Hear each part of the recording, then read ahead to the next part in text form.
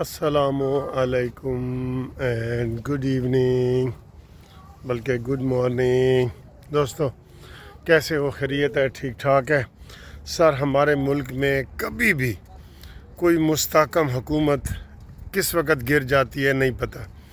2/3 والی حکومت کو ایسے اڑا دیا جاتا ہے جیسے کہ وہ تھی ہی نہیں، ٹھیک ہے؟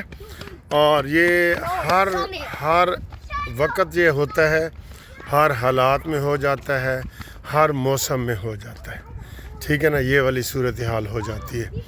اب میں آپ کو بتاؤں کہ آج جو ایک اسلام آباد ہائی کورٹ کے جسٹس اعجاز سردار اسحاق، اس نے جو آرڈر جاری کیا ہے نا، وہ بڑا خطرناک ہے۔ اس نے اپنے چیف جسٹس کو نشانے پہ رکھ لیا ہے۔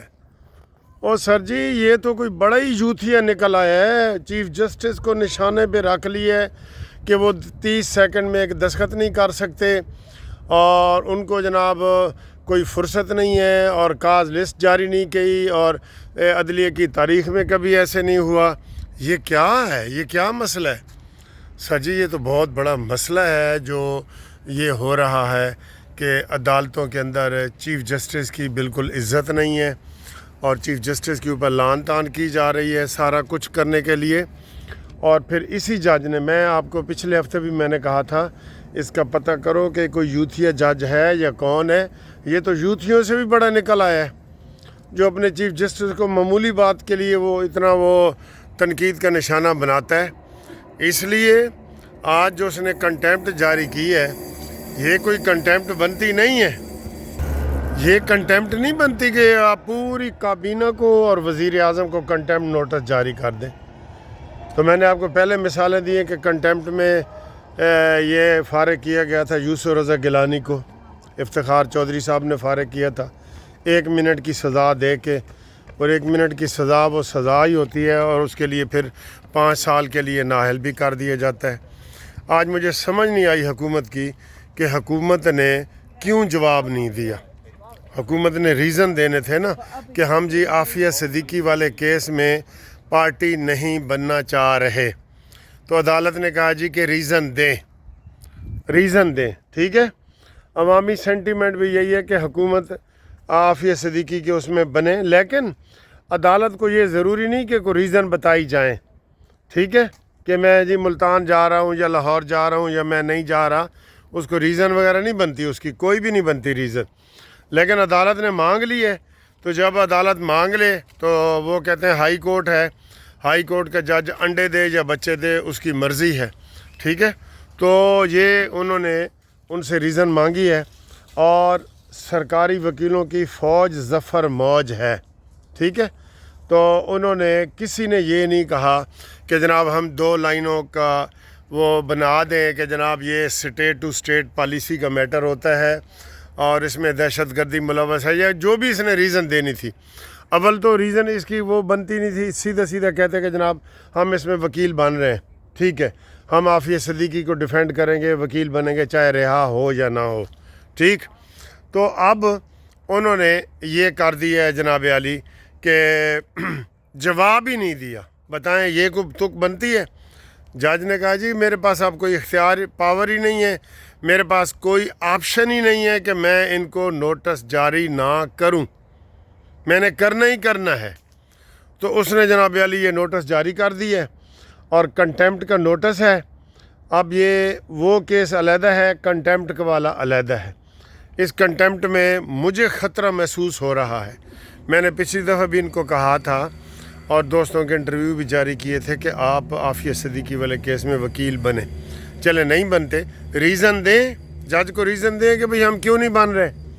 تو یہ میں آپ کو جو شروع میں نے آپ کو بتایا نا کہ 2/3 میجارٹی والی حکومت بھی زمیں بوس ہو جاتی ہے، تو پاکستان میں ایسے کوئی سسٹم نہیں ہے کہ جس کو اس کو بچایا جائے یا کہا جائے جی کہ آپ سسٹم کے مطابق چلیں، ٹھیک ہے؟ تو اس سے آپ اندازہ لگا لیں کہ اب یہ کتنا بڑا خطرہ ہو گیا، اور 2 ہفتے کا ٹائم ملا ہے، ٹھیک ہے؟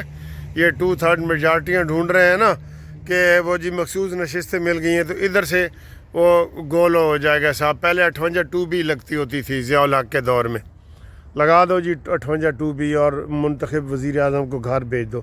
اب یہ اس جج کے تیور مجھے بتا رہے ہیں، تیور ہوتے ہیں نا چہرے کے تیور، وہ بتا رہے ہیں کہ یہ اس حکومت کو گھر بھیجے گا۔ جس طریقے سے یہ اپنا اندر کا باہر بتا رہے ہیں نا، اندر کا باہر وہ اس کا ڈسکلوز کر رہا ہے، ایکسپوز ہو رہا ہے کہ جناب میں نے یہ کرنا ہے وہ کرنا ہے، تو یہ ان کو لازمی گھر بھیجے گا، ٹھیک ہے۔ پوری کنٹمپٹ کابینہ کو بھی گھر بھیجے گا، وزیر اعظم کو بھی گھر بھیجے گا، یہ وہ بھیجے گا۔ اس میں یہ مجھے لگ رہا ہے، بالکل آپ یہ سمجھ لیں کہ مجھے 80% لگ رہا ہے کہ گھر بھیجے گا۔ آپ بھی بتائیں، کیونکہ اس نے جو چیف جسٹس کے اوپر تنقید کی ہے نا، تو وہ چیف جسٹس کے اوپر تو وہی کر رہے ہیں جو اس چیف جسٹس کو چیف جسٹس مانتے ہی نہیں ہیں۔ اس میں محسن اختر کیانی اور یہ سارے لوگ شامل ہیں، وہ اس کو چیف جسٹس مانتے ہی نہیں ہیں، ٹھیک ہے۔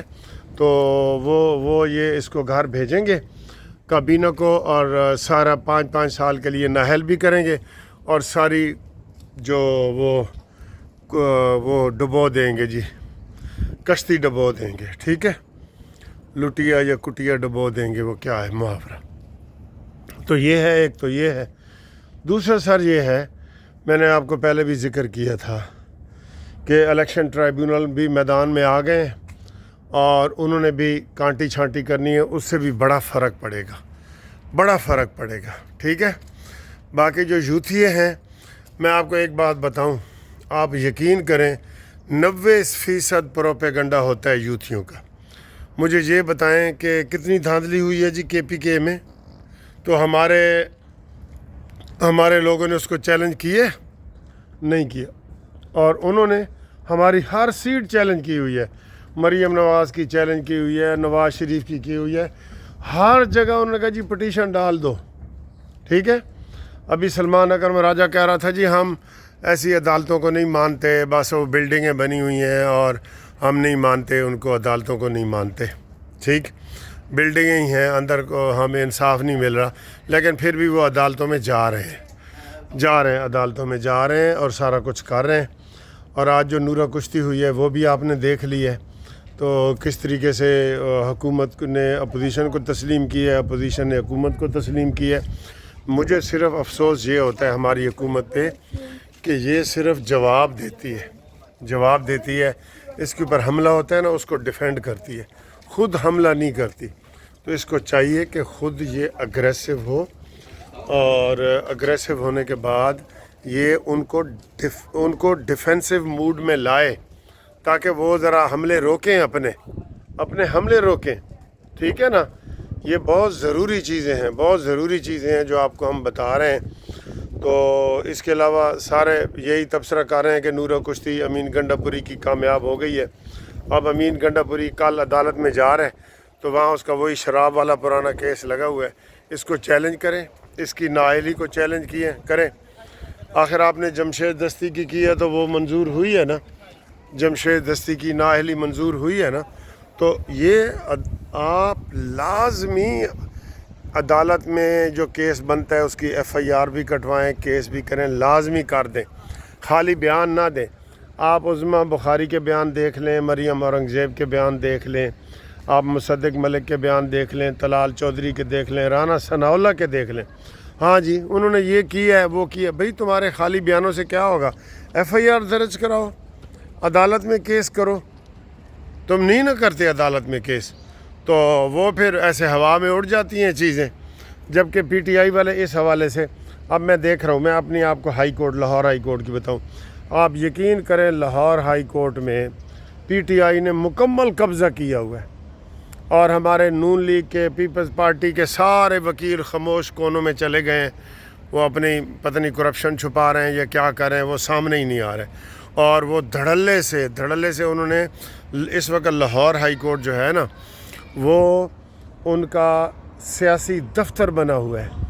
جب آتی ہے وہ صنم جاوید آتی ہے، جب عالیہ حمزہ آتی ہے، وہ وہاں پہ اجلاس کرتے ہیں، پروگرام کرتے ہیں، ان کو روکنے والا کوئی نہیں ہے، سرکاری فنڈ استعمال کرتے ہیں، سارا کچھ وہاں سے ہو رہا ہے۔ کیوں؟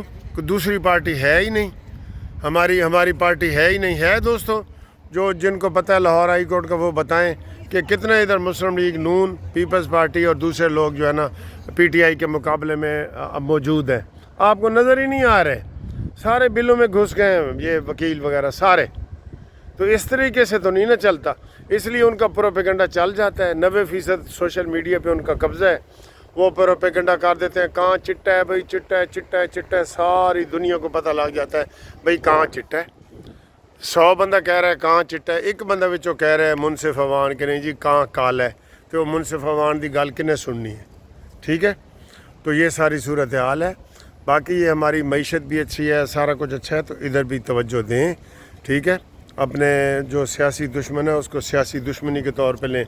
اب آپ دیکھ لیں، نون لیگ کو سینٹ کی 1 سیٹ ملی ہے، ادھر 2 بنتی تھی ہماری. مولانا فضل الرحمان اور ہماری سیٹیں برابر ہیں. پیپلز پارٹی کی ہم سے بھی تھوڑی ہیں، انہوں نے بھی 2 سیٹیں لے لی ہیں سینٹ کی. تو اس طریقے سے آپ پیچھے ہٹتے جائیں گے، مذاکرات کرتے جائیں گے. ہر دوسرے دن شہباز شریف جاتا ہے زرداری کے پاس کہ خدا کے لیے ہمارے ساتھ شامل ہو حکومت میں بھی اور ہمارے ساتھ تعاون بھی جاری رکھیں. نہیں سر جی، یہ غلط پالیسی ہے، غلط پالیسی ہے. ابھی بھی سینٹ میں 7 ارکان انڈیپینڈنٹ ہیں، ان کو حکومت شامل کرنا چاہے تو کر سکتی ہے. حکومت کے پاس یہ طریقے ہوتے ہیں.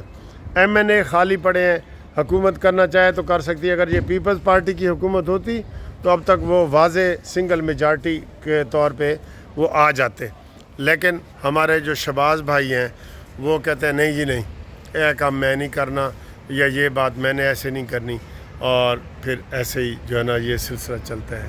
اللہ رحم کرے، اللہ ہی جانے کون بشر ہے. سنجیدہ ہو گئی ہے ویڈیو. میرا ہمیشہ لائٹ موڈ ہوتا ہے کہ میں آپ کو تھوڑا ہنساؤں، گپ شپ لگاؤں، سارا کچھ کروں، لیکن بس ایسے ہی ہے. ٹھیک ہے، تو چلیں اس کے بیک گراؤنڈ کا ماحول دیکھ کے آپ بس خوش ہو جائیں. باقی جو ہے نا اللہ ہی اللہ ہی جانے کون بشر ہے. ٹھیک ہے، تو اگر ویڈیو اچھی لگتی ہے تو دوسرے دوستوں کو بھیجیں اور چینل سبسکرائب کروائیں. جنہوں نے ایک دفعہ بھی سبسکرائب کر لیا نا وہ نہ انگلی ڈالا کریں. ہر دفعہ سبسکرائب نہیں کرنا ہوتا، ایک دفعہ ہی ہونا ہوتا ہے. اس کے اوپر پھر وہ ریڈ ہوتا ہے، جب آپ ہاتھ لگاتے ہیں سبسکرائبڈ ED ساتھ لگ جاتا ہے، بس وہ سبسکرائبڈ ہو جاتا ہے اور گھنٹی کا بٹن بھی دب جاتا ہے. ٹھیک ہے، تھینک یو.